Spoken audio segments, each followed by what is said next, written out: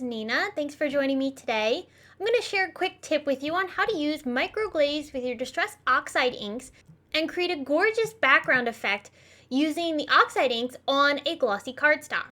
For this technique, I'll be using the glossy Alcohol Ink Cardstock. This is not Yupo paper, but rather a glossy cardstock that you can use with your alcohol inks, but also other materials. So there's a glossy side and then also just a cardstock side. We're going to be using the glossy side for our technique today. Our technique uses the Distress Microglaze, which microglaze is basically just a water-resistant sealer that you can use to seal your projects. It has almost like a lip balm consistency. It's very smooth and very easy to use, and I like using a sponge dauber to be able to work with the microglaze. Now let's first start by creating the backgrounds.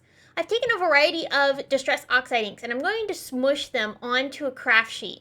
There are lots of ways that you can apply your Oxide inks onto these cardstocks, basically any way you would like. But I really love the smushing technique, so I wanted to feature that first. I'm just taking that glossy cardstock and smushing it into the inks.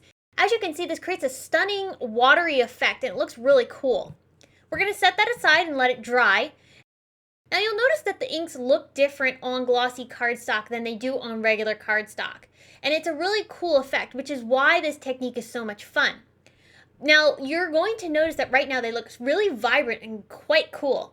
This is going to dry very differently, and we'll see that in just a minute here once these fully dry. You could also swipe your inks directly onto your paper, and that'll give you a much more vibrant and very concentrated amount of color on your paper. So there's a lot of ways you could apply your inks. With a paintbrush, you could use an ink blending tool and create a very soft effect. Of course, the more water that you add, the more your inks will move, and you're also going to get that oxide effect because of the way that these oxide inks react with water. Now, you can also add additional color on top of your panels once they're dry. You can also use a heat tool to dry everything. But just remember that you're going to want to do all of your ink smushing or adding to this background before you add the microglaze, because the microglaze is basically a sealer that's not going to be able to have anything put on top of it. So these are the backgrounds once they're dry, and honestly they look pretty unimpressive. They look very cloudy and much different than when we were first applying the inks down.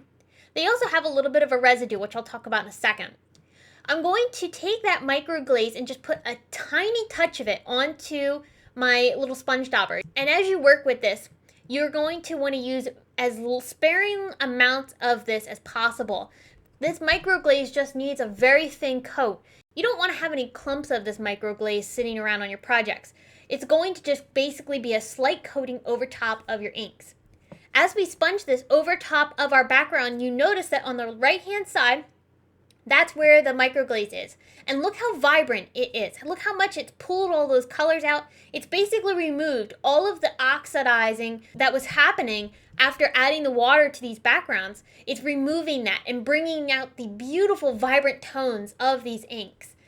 You're also going to want to buff this and remove any excess microglaze that might be sitting on top of your surface. And this microglaze dries really, really quickly.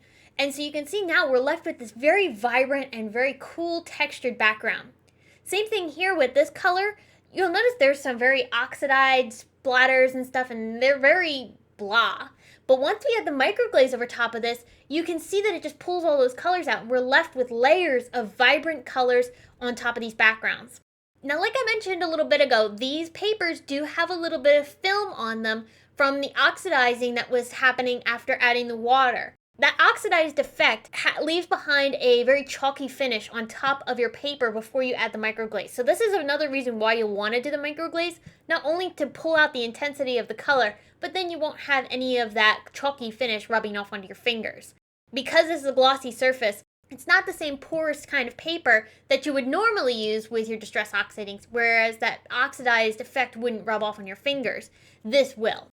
I hope that this quick tip has inspired you to try out the Oxide ink and microglaze technique. If you have any questions, please leave them in the comment section below. And be sure to visit us at simonsavestamp.com for more crafty inspiration.